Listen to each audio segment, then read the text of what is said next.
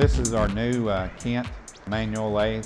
It is a 16 by 40, and what I mean by 16, it's a 16-inch swing, which means, you know, it can have a 16-inch diameter on the, part, up to 40 inches long. It's mainly here for our larger scale prototyping. Again, we can do cylindrical parts, bore, taper parts, thread. We can even chase threads, so if you've got some old threads, that are messed up. Just like I say, anything you got that you think this lathe work for you, just let me know, and we'll take care of it.